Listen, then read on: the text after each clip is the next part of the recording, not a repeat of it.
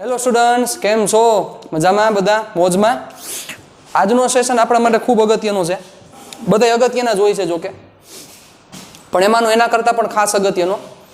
Last સેશનમાં આપણે બહુ અગત્યની ચર્ચા કરી ગયા કે ચુંબકીય ક્ષેત્ર, આપણું 33% ચેપ્ટર આખું એના ઉપર હતું કે ચુંબકીય ક્ષેત્ર કેવી રીતે ઉત્પન્ન થયું, પ્રવાહને લીધે ચુંબકીય ક્ષેત્રનું મૂલ્ય કેટલું થાય, શું થાય, બધી ચર્ચા કરી આપણે.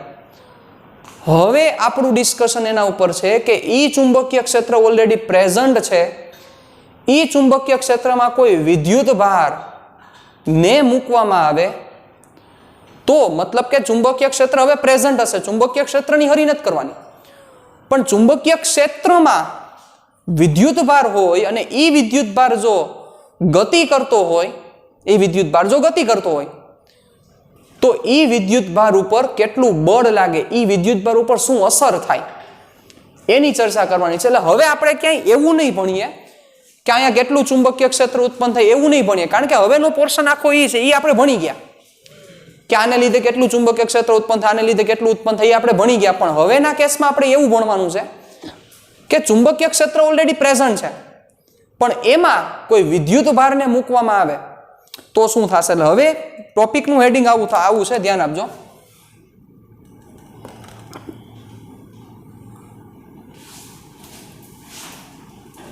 ક્યુ જેટલા બિંદુવત વિદ્યુત ભાર, ક્યુ જેટલો બિંદુવત વિદ્યુત ભાર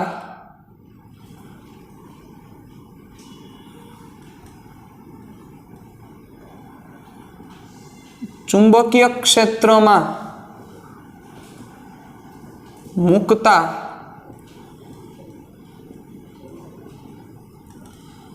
જોવા મળતી અસરો. ચાલો, ક્યુ જેટલા બિંદુવત વિદ્યુત ભારને ચુંબકીય ક્ષેત્રમાં મૂકતા જોવા મળતી અસરો. રેડી? અથવા આના કરતા આપણે સારો વર્ડ વાપરીએ,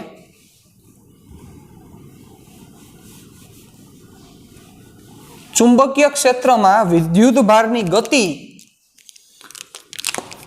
બહુ સારું આખું હેડિંગ બનશે.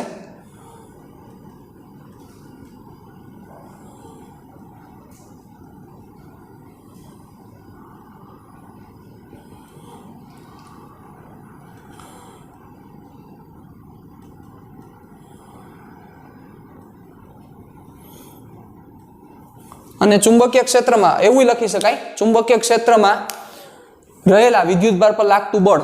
ઓકે, ચાલો ધ્યાન આપજો. કોઈ ક્યુ જેટલું વિદ્યુત ભાર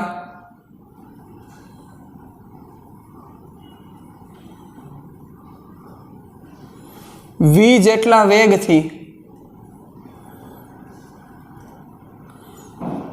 બી સાથે થીટાના ખૂણે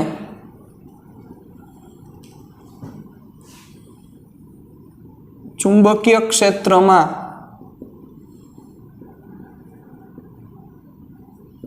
પ્રવેશે છે. રેડી? થીટાના ખૂણે ચુંબકીય ક્ષેત્રમાં પ્રવેશે છે એટલે એનો મિનિંગ આવો થયો કે ઓલરેડી સપોઝ કોઈ ફિલ્ડ પ્રેઝન્ટ છે, this is the magnetic field, અને અહીંયા કોઈ ક્યુ જેટલો વિદ્યુત ભાર વી જેટલા વેગથી થીટાના ખૂણે એન્ટર થયો ચુંબકીય ક્ષેત્રમાં, બરોબર? તો આ વિદ્યુત ભાર પર લાગતું બળ કેટલું થશે? આ વિદ્યુત ભાર પર કેટલું બળ લાગશે, આવો પ્રશ્ન છે. તો આખા એનાલિસિસ જે કરવામાં આવ્યા એ એનાલિસિસ ઉપરથી એવું જોવા મળ્યું કે આ વિદ્યુત ભાર પર જે લાગતું બળ છે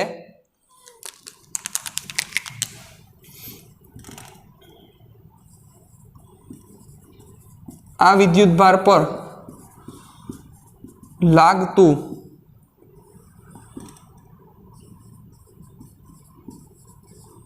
ચુંબકીય બળ છે. આ ચુંબકીય બળની કિંમત સમજો, બહુ સમજવા જેવું સૂત્ર છે, Fm is equal to Q into V cross B, આવું જોવા મળ્યું સાહેબ. Fm is equal to Q into V cross B. This is the formula. કે આ વિદ્યુત ભાર પર જે લાગતું ચુંબકીય બળ છે એ ચુંબકીય બળની કિંમત Fm, એમ બોલે તો magnetic force, Q into V cross B. ત્રણેય વર્ડ બહુ સમજવા જેવા છે અને ત્રણેય ઉપર થોડુંક એનાલિસિસ કરવા જેવું છે. Therefore Fm is equal to QVB sin theta. જ્યાં થીટા એ V અને B વચ્ચેનો ખૂણો છે. થીટા એ V અને B વચ્ચેનો ખૂણો છે સાહેબ, ખાસ ધ્યાન રાખજો. બહુ ઇઝી છે પણ સમજવા જેવી વસ્તુ છે આખી. ચાલો હવે જુઓ, આ જે મેગ્નેટિક ફોર્સ છે, આ મેગ્નેટિક ફોર્સ કેટલા ફેક્ટર ઉપર ડિપેન્ડ કરે છે જોવા જેવી વાત ઈ છે. અને દિશા મેન્શન કરવી હોય તો દિશાને પહેલા આપણે લઈ લઈએ આ Fm અને અહીં આપી દઉં n કેરેટ, બરોબર. જ્યાં n કેપ શું થશે તો કે Fm ની દિશાનો એકમ સદિશ અને આ n કેપ મળશે કેવી રીતના દિશા, તો હવે આવડે છે સાહેબ. આ n કેપ ની દિશા V ક્રોસ B ની દિશામાં હશે. કેની દિશામાં હશે? V ક્રોસ B ની દિશામાં. એટલે હવે V ક્રોસ B કઈ દિશામાં મળશે વિચારો. તો આના ઉપરથી વિચારો કે જે આ Fm ની દિશા છે એ V ક્રોસ B ની દિશામાં છે. હાઈરે ચાર્જ મેન્શન કરેલો છે, ચાર્જ લેવાનો જ છે. તો Fm છે એ V અને B થી બનતા સમતલને લંબ રૂપે લાગતું હશે. થોડુંક વિચારો. Fm છે એ V અને B થી બનતા સમતલને લંબ રૂપે લાગતું હશે. થોડુંક સમજજો કેવી રીતે. ચાલો વિચારો કે Fm છે એ V અને B ના ક્રોસ પ્રોડક્ટ થી મળે છે. તો આનો મતલબ કે મારે V ક્રોસ B ની જે દિશા મળશે એટલે કે Q into V cross B ની જે દિશા મળશે એ દિશા મને Fm ની દિશા મળશે સાહેબ. તો મારે put the screw perpendicular to plane containing V and B, it means velocity and magnetic field of vector, એ બંને વેક્ટર સદિશ જે રહેલા છે એ સમતલને લંબ સ્ક્રૂ પુટ કરો. V ક્રોસ B ની દિશા લ્યો એટલે V થી B બાજુ સ્ક્રૂને રોટેટ કરો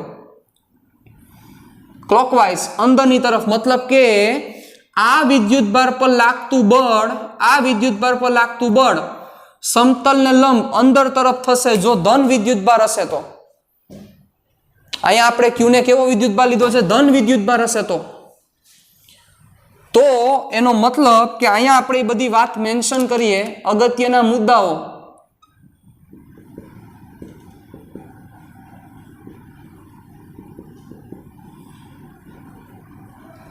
મુદ્દાઓ, પહેલો મુદ્દો Fm ની દિશા V અને B થી બનતા સમતલને લંબ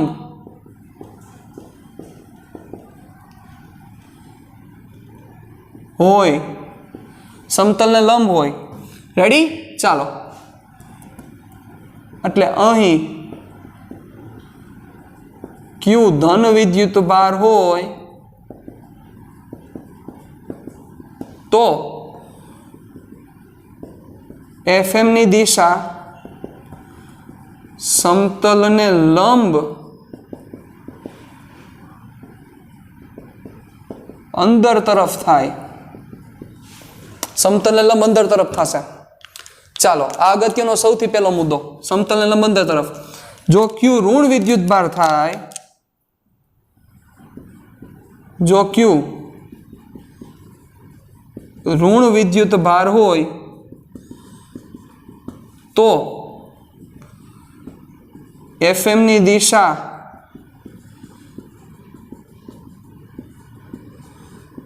સમતલને લંબ બહાર તરફ થાય. સિમ્પલ છે. Q નેગેટિવ હશે તો V ક્રોસ B થી નેગેટિવ ડિરેક્શન, એટલે V ક્રોસ B ની નેગેટિવ ડિરેક્શન એટલે V ક્રોસ B અંદરની તરફ છે, એનાથી નેગેટિવ એટલે બહારની તરફ. તો આ દિશા થશે. ચાલો કેના ઉપર ડિપેન્ડ કરે છે જોવો. ઈ ફેક્ટર બહુ ઇમ્પોર્ટન્ટ છે. ફોર્મ્યુલા જોવો, ફોર્મ્યુલાને થોડુંક સમજો તો વધારે આખો આઈડિયા આવશે. અને પછી આના મૂલ્યવાળું ફોર્મ્યુલા ચર્ચા કરું તો FM is equal two QVB sin theta. ચાલો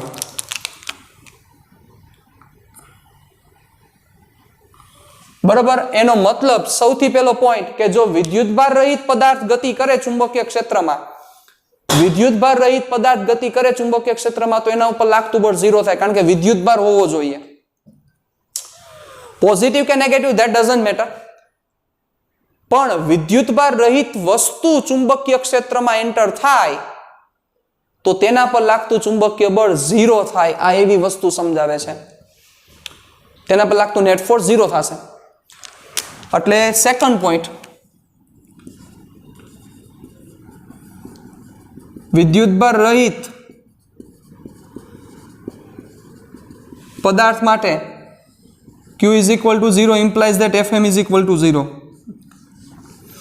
એટલે લાગતું બળ ચુંબકીય બળ 0 થાય. MCQ માં બધી વસ્તુ એક એક માર્કમાં ઘણી બધી વસ્તુ મેન્શન થઈ શકે એટલે તમે ધ્યાન રાખજો.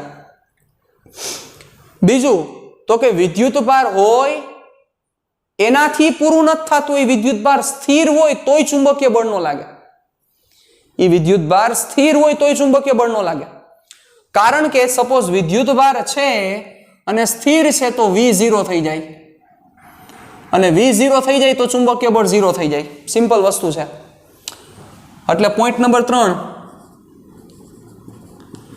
વિદ્યુતભાર સ્થિર હોય તો V is equal to 0 implies that FM is equal to 0. એટલે વિદ્યુતભાર સ્થિર હોય તો પણ ચુંબકીય બળ નહીં લાગે. એટલે ખાલી વિદ્યુતભાર હોય એવું જરૂરી નથી.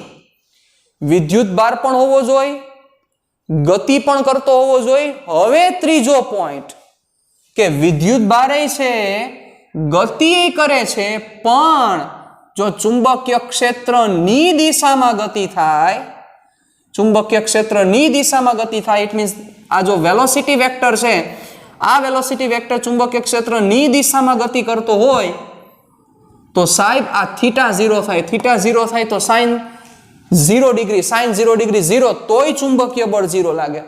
મતલબ વિદ્યુત ભારે હોય, ગતિ એ કરતો હોય તોય એવું શક્ય છે કે ચુંબકીય બળ 0 થાય. મતલબ કે વિદ્યુત ભારે છે, ચુંબકીય બળ છે, સોરી વિદ્યુત ભારે છે, એની પાસે વેગ પણ છે, પણ એ કોઈ દી બી ની દિશામાં ગતિ ન કરતો હોવો જોઈએ. મતલબ પોઈન્ટ નંબર 4 અગત્યનો પોઈન્ટ, જો v ની દિશા b ની દિશામાં હોય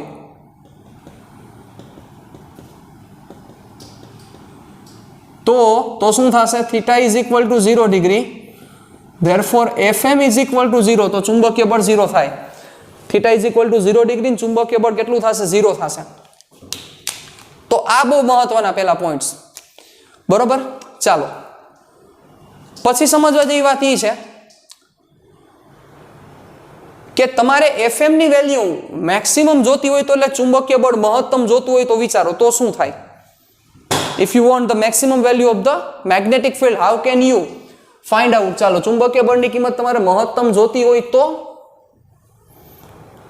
Q કોન્સ્ટન્ટ છે, એનો V કોન્સ્ટન્ટ છે અને B કોન્સ્ટન્ટ છે, તો થીટા બહુ મેન્ટેન કરે છે. તો સાઇન ની વેલ્યુ જો મેક્સિમમ થઈ જાય તો ચુંબકીય બળની વેલ્યુ મેક્સિમમ થાય કે જે તમને બહુ કામ લાગશે. એટલે એ હું 5મા પોઈન્ટ તરીકે રિપ્રેઝન્ટ કરું છું. જો V is perpendicular B થાય તો, એટલે કે V છે એ B ને લંબ છે, તો શું થશે? તો FM is equal to QVB sin 0 sorry sin 90 degree, sin 90 degree 1, so it will be QVB only. અને આ જે વેલ્યુ થશે, આ વેલ્યુ બહુ જ મેક્સિમમ થશે વેલ્યુ સાહેબ. આ વેલ્યુ બહુ મેક્સિમમ થશે.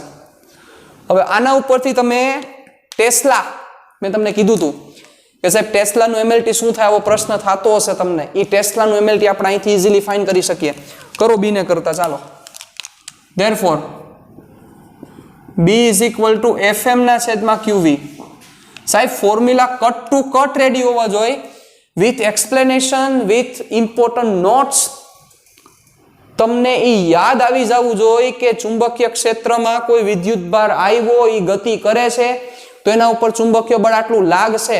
ત્યારે વિચારવાનો ટાઈમ નથી, એટલે આ આખું બોર્ડ 5 વાર લખીને દેવાનું છે તમારે પરફેક્શનથી, આ મુદ્દા સહિત 5 વાર. એટલું ઇમ્પોર્ટન્ટ છે. બાકી લોચા મારશો તમે, ફોર્મ્યુલાના ઘણા બધા છે formula. B is equal to FM ના છેદમાં QV. ચાલો હવે અહીંથી મારે 1 ટેસ્લાની વ્યાખ્યા દેવી હોય તો શું થાય?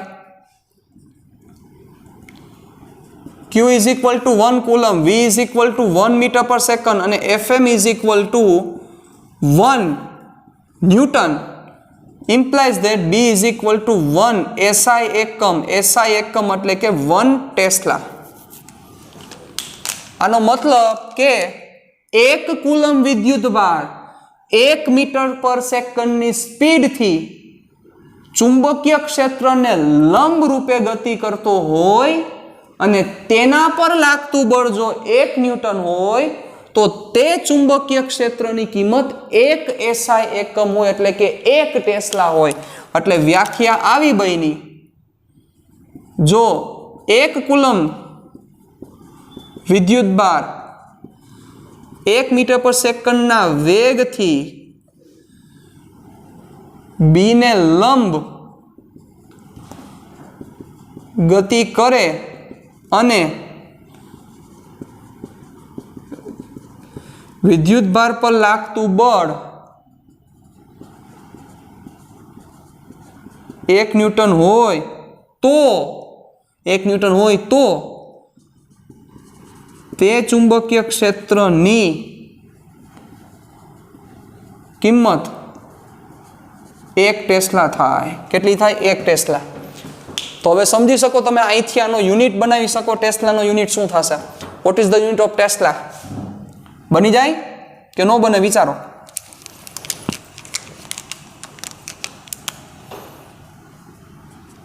ચાલો, કેવી રીતે બનશે? બી નો એકમ તો બનાવીએ.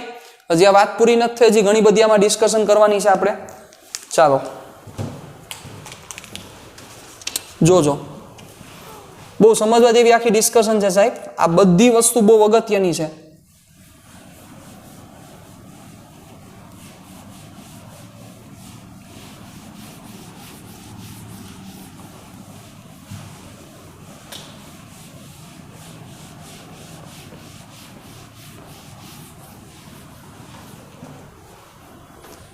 હવે તો B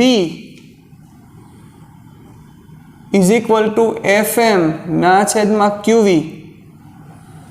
ઓકે, ચાલો પરથી B નો એકમ, હાલો B નો એકમ શું થાય જોવો જોઈએ. ન્યૂટન ના છેદમાં કુલમ मीटर पर second implies that Newton into second per meter per coulomb. Newton into second per meter per coulomb. Ready? ચાલો હવે અહીંથી હજી એક બની શકે. જુઓ, ન્યૂટન ઇન્ટુ સેકન્ડ પર મીટર, કુલમની જગ્યાએ એમ્પિયર ઇન્ટુ સેકન્ડ ઇનવર્સ. એટલે ન્યૂટન, સાંભળજો, સેકન્ડ ઇનવર્સ અને આ સેકન્ડ પાવર 0 થઈ જશે, એટલે ન્યૂટન પર મીટર પર એમ્પિયર. ન્યૂટન પર મીટર પર એમ્પિયર આ એકમ થશે બી નો. ખૂબ જ અગત્યનો એકમ યાદ રાખવાનો છે તમારે, ન્યૂટન પર મીટર પર એમ્પિયર. ન્યૂટન પર મીટર પર એમ્પિયર. ઓકે, ડન અહીં સુધી. ચાલો તો અહીંથી તમને બી નું પારિમાણિક સૂત્ર પણ મળી જશે. બી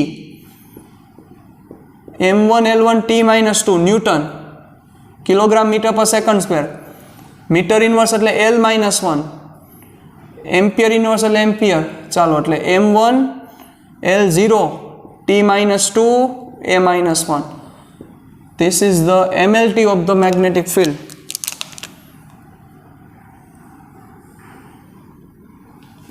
B is equal to M1 L0 T raised to minus 2 A raised to minus 1 A minus 1. ચાલો હવે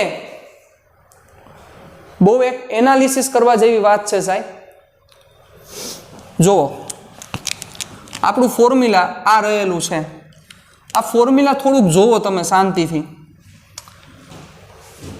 આ ફોર્મ્યુલાને તમે FE સાથે કમ્પેર કરો. FE એટલે ઇલેક્ટ્રિક ફોર્સ સાથે કમ્પેર કરો. ઇલેક્ટ્રિક બળ જે લાગતું હતું એ બળ કાં તો વિદ્યુત ક્ષેત્રની દિશામાં લાગતું હતું કાં વિદ્યુત ક્ષેત્રની વિરુદ્ધ દિશામાં લાગતું હતું. વિચારજો, બહુ વ્યવસ્થિત રીતે વિચારજો. હું જે આખું ચર્ચા કરી રહ્યો છું તે મતલબ કે જે FM ની દિશા હતી, સોરી FE એટલે કે જે વિદ્યુત બળની દિશા હતી એ વિદ્યુત બળની દિશા કાં તો વિદ્યુત ક્ષેત્રમાં હોય કાં તો વિદ્યુત ક્ષેત્રની વિરુદ્ધ દિશામાં હોય. જો ધન વિદ્યુત ભાર છે તો વિદ્યુત ક્ષેત્રની દિશામાં ગતિ કરશે, જો ઋણ વિદ્યુત ભાર છે તો ક્ષેત્રની વિરુદ્ધ દિશામાં ગતિ કરશે. યાદ કરો, મતલબ કે વિદ્યુત બળની જે દિશા હતી કાંઈ વિદ્યુત ક્ષેત્રની દિશામાં લાગતું હતું કાં વિદ્યુત ક્ષેત્રની વિરુદ્ધ દિશામાં લાગતું હતું. પણ જે સમજવા જેવી વાત છે એ જોવો કે અહીંયા જે FM ની કિંમત છે, FM, આ FM ની કિંમત V ક્રોસ B છે સાહેબ. V ક્રોસ B મતલબ કે cross product of the V and B. મતલબ કે FM ની દિશા V અને B ના બનતા સમતલને લંબ છે. તો V અને B થી બનતા સમતલને લંબ છે તો આનો મતલબ એવો થાય ને, હવે સાંભળજો, FM V અને B થી બનતા સમતલને લંબ છે. વિચારો જોઈ તો ઓબ્વિયસ છે FM છે એ V ને લંબ હોય અને B ને લંબ હોય. એટલે FM એ V અને B બંનેને લંબ હશે. એટલે સમજવા જેવી વાત એ છે, ચુંબકીય બળ છે એ ચુંબકીય ક્ષેત્રની દિશા કે એની વિરુદ્ધ દિશામાં નથી. ચુંબકીય બળ જે છે એ ચુંબકીય ક્ષેત્રને લંબ દિશામાં લાગે છે સાહેબ. ચુંબકીય ક્ષેત્રને લંબ દિશામાં લાગે છે ચુંબકીય બળ. વિદ્યુતીય બળ FM ની દિશા કાં ક્ષેત્રની દિશામાં હોય કાં ક્ષેત્રની વિરુદ્ધ દિશામાં હોય, પણ ચુંબકીય બળની જે દિશા છે એ ચુંબકીય બળની દિશા ચુંબકીય ક્ષેત્રને લંબ રૂપે જ હોય છે સાહેબ. એટલે FE અને FM વચ્ચેનો તફાવત જો થોડુંક અહીંયા મેન્શન કરવામાં આવે તો અગત્યના પોઈન્ટ હું અહીંયા લખું છું કે FE ની દિશા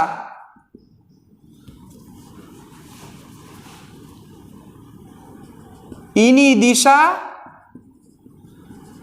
અથવા ની વિરુદ્ધ દિશામાં હોય. FE ની દિશા ની દિશા અથવા ની વિરુદ્ધ દિશામાં હોય, પરંતુ FM હંમેશા B ને લંબ જ હોય સાહેબ. B ને લંબ જ દિશામાં હોય FM ની દિશા. તો હવે આના ઉપરથી થોડુંક વિચારો. હવે આ વસ્તુ સમજા, હવે આ વસ્તુ સમજો. FM એ V ને લંબ છે. મારે તમને ચેપ્ટર નંબર 4 યાદ કરાવડાવવું પડશે. ચેપ્ટર નંબર 4 જો તમને યાદ છે તો ચેપ્ટર નંબર 4 સેમેસ્ટર નંબર 1 સમતલમાં ગતિ, વેગ અને પ્રવેગ વચ્ચેના 5 કિસ્સા મેં તમને કરાવ્યા હતા, યાદ હોય તો, કે આ કિસ્સાઓ માટે વેગનું મૂલ્ય વધે ઘટે શું થાય એ તમને એકવાર હું યાદ દેવડાવી દઉં એટલે તમને વધારે આઈડિયા આવશે, વધારે ખબર પડશે અને બહુ અગત્યની ચર્ચા ઉપરથી આપણે પહોંચશું. ચલો હવે આ જે ડિસ્કશન અત્યારે હું કરું છું મારે તમને સમજાવવાની જરૂર નથી, પણ તેમ છતાં હું તમને યાદ દેવડાવું છું કારણ કે તમને યાદ નહીં જ હોય. ચાલો હવે વિચારો કે વેગ છે, આ વેગનું મૂલ્ય વધારવું હોય તો જે લાગતું બળ છે લાગતા બળની દિશા વેગની દિશામાં હોવું જોઈએ તો મૂલ્ય વધે, દિશા નહીં બદલે. જોવો દિશા ચેન્જ નહીં થાય. શું કરશે આ એફ વી ની દિશામાં લઈ ગયો એટલે વેલોસિટી વેક્ટર મોટો થાય, પણ દિશા ઈ નહીં રહી એટલે આ શું વધારે તો કે મૂલ્ય વધારે, દિશા અચળ. મૂલ્ય વધારે, દિશા અચળ. બરોબર, મૂલ્ય વધારશે, દિશા અચળ. આની જગ્યાએ જો ઓપોઝિટ હોય તો શું થાય તો કે મૂલ્ય ઘટાડે અને દિશા અચળ. આ વેલોસિટી વેક્ટર અને આ એફ નો વેક્ટર શું કરશે તો કે મૂલ્ય ઘટાડે.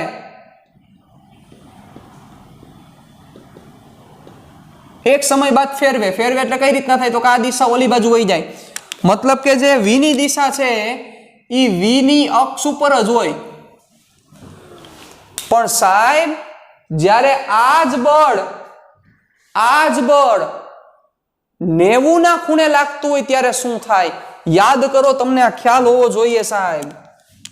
મતલબ કે વી ની વેલ્યુ વધારવા કે ઘટાડવા માટે, વી ની વેલ્યુ વધારવા કે ઘટાડવા માટે જે લાગતું બળ છે એ બળ કાં તો વી ની દિશામાં હોવું જોઈએ કાં તો વી ની વિરુદ્ધ દિશામાં હોવું જોઈએ. તો જો વી ની વિરુદ્ધ દિશામાં હશે તો વી નું મૂલ્ય ઘટશે, દિશા અચળ રહેશે. વી ની દિશામાં હશે તો મૂલ્ય વધશે, દિશા અચળ રહેશે. એનો મતલબ કે વી ના મૂલ્યમાં ફેરફાર કરવા માટે જે લાગતું બળ છે એ બળ કાં તો વી ની દિશામાં કાં વી ની વિરુદ્ધ દિશામાં હોવું જોઈએ.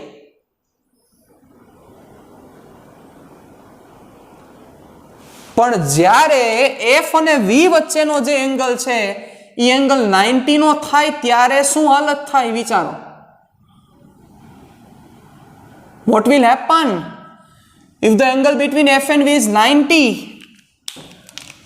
તો સાહેબ આ જે છે એ માત્ર ને માત્ર દિશા બદલાવે. કારણ કે એફ નો તમે જો વી ની દિશાનો ઘટક લ્યો, એફ નો વી ની દિશાનો ઘટક, તો 0 થાય સાહેબ. કારણ કે બે એકબીજાને લંબ છે તો આની આ દિશામાં કોઈ ઇફેક્ટ હોય જ નહીં. કારણ કે ચર્ચા કર્યા મુજબ વી ની દિશામાં હશે તો મૂલ્ય વધારશે, વી ની વિરુદ્ધ દિશામાં હશે તો જ મૂલ્ય ઘટાડશે. પણ નથી વી ની દિશામાં કે નથી વી ની વિરુદ્ધ દિશામાં, પણ જે એફ ની દિશા છે એ વી ને લંબ છે તો એ દિશા બદલાવે, બટ મૂલ્ય શું રહેશે તો કે મૂલ્ય અચળ રહે સાહેબ. ખૂબ જ અગત્યની વાત છે. અને મૂલ્ય અચળ રહે તો આનો મતલબ શું થાય? અહીંયા હજી એક વસ્તુ મેન્શન કરું. મૂલ્ય વધારે, કોનું મૂલ્ય વધારે? વી નું મૂલ્ય. વી નું મૂલ્ય વધારે એનો મતલબ એનો કે વધે. કે એટલે કાઇનેટિક એનર્જી, એટલે કે ગતિ ઉર્જા વધે. અને એવી જ રીતે અહીંયા મૂલ્ય ઘટાડે તેનો મતલબ શું થશે? એનો કે ઘટે, એટલે કે કાઇનેટિક એનર્જી ઘટે. પણ અહીંયા મૂલ્ય અચળ છે તો એનો મતલબ કે પણ કેવો રહે તો કે અચળ રહે સાહેબ, એટલે એની ગતિ ઉર્જા અચળ રહે. તો સાહેબ જોવો અહીંયા આ જે એફઈ છે એ એફઈ ની દિશા તમે યાદ કરો, કાં તો વિદ્યુત ક્ષેત્રની દિશામાં હતું એટલે જે બાજુ ગતિ કરતો તો એ દિશામાં હતું, અથવા એની વિરુદ્ધ દિશામાં હતો. યાદ કરો એફઈ ની દિશા. આપણે આવું ડ્રો કરતા યાદ કરો કે આ ઇલેક્ટ્રિક ફિલ્ડ છે, અહીંયા હું એક ઓલો પ્રોટોન મૂકી દઉં તો પ્રોટોન કઈ બાજુ ગતિ કરશે? ડાઉનવર્ડ. તો જે વેગની દિશા છે એ જ દિશામાં બળ લાગતું હતું, યાદ કરો, અથવા એની વિરુદ્ધ દિશામાં. આનો મતલબ એવો થયો કે વિદ્યુત ભારને, મારો વર્ડ સાંભળજો સાહેબ, લખી લેજો તમારા મગજમાં, વિદ્યુત ભારને જે ગતિ ઉર્જા દેવા વાળું ક્ષેત્ર છે એ ક્ષેત્ર ક્યુ છે વિચારો. મતલબ વિદ્યુત ભારને ગતિ ઉર્જામાં ફેરફાર કરનારું માત્ર એક જ ક્ષેત્ર છે, એ ક્ષેત્ર છે વિદ્યુત ક્ષેત્ર. મતલબ કે વિદ્યુત ક્ષેત્ર can change the kinetic energy of the charge only one field. એટલે કે માત્ર એક જ ફિલ્ડ એવું છે કે જે એને ગતિ ઉર્જા કાં આપશે અથવા એમાંથી ગતિ ઉર્જા લઈ શકશે. તમને એમ થાય કે સર ચુંબકીય ક્ષેત્ર નો આવે? નો આવે. કારણ કે FM છે એ હંમેશા B ને લંબ છે અને FM છે એ V ને લંબ છે સાહેબ. મતલબ કે ચુંબકીય બળની દિશા V ને લંબ છે. એટલે FM V નું મૂલ્ય અપ ડાઉન નહીં કરી શકે. મતલબ FM ગતિ ઉર્જામાં ફેરફાર ન કરી શકે. મતલબ કે ચુંબકીય ક્ષેત્ર ગતિ ઉર્જામાં ફેરફાર ન કરી શકે. માત્ર ને માત્ર વિદ્યુત ક્ષેત્ર છે ઈ વિદ્યુત ભારની ગતિ ઉર્જામાં ફેરફાર કરી શકે. એટલે હું 2 પોઈન્ટ અહીંયા ખૂબ જ અગત્યના છે એને રેડ તરીકે તમને મેન્શન કરું છું કે માત્ર વિદ્યુત ક્ષેત્ર વિદ્યુત ભારની ગતિ ઉર્જા માં ફેરફાર કરી શકે. કોણ કરી શકે? માત્ર વિદ્યુત ક્ષેત્ર. મતલબ વિદ્યુત ભારને ગતિ કેટલી દેવી, ઘટાડવી, વધારવી એ બધું કોના હાથમાં છે? વિદ્યુત ક્ષેત્રના હાથમાં. મતલબ વિદ્યુત ક્ષેત્ર હેન્ડલ કરી શકે બધી વસ્તુ વિદ્યુત ક્ષેત્ર હેન્ડલ કરી શકે. ચુંબકીય ક્ષેત્ર શું કરી શકે?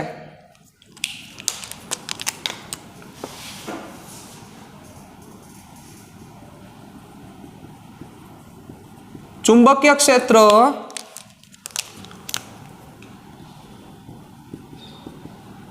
વિદ્યુત ભારની ગતિની દિશામાં અહીંયા માત્ર ગતિની દિશામાં ફેરફાર કરી શકે. પરંતુ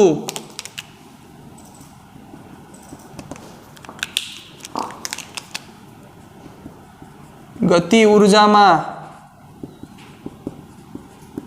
ફેરફાર ન કરી શકે. સાહેબ આ બહુ અગત્યનું વર્ડ છે અને આના ઉપરના MCQ પણ એટલા પૂછાઈ શકે 1 માર્કના કે ચુંબકીય ક્ષેત્ર વિદ્યુત ભારની માત્ર ગતિની દિશામાં ફેરફાર કરી શકે, ગતિ ઉર્જામાં ફેરફાર ન કરી શકે. રેડી? તો આ 2 વર્ડ સાથે આજે 2 પાર્ટ લખેલા છે, 2 બોર્ડ અથવા ડોટ બોર્ડ. આખું બોર્ડ સાહેબ તમારે મને 5 વાર લખીને મોકલવાનું છે.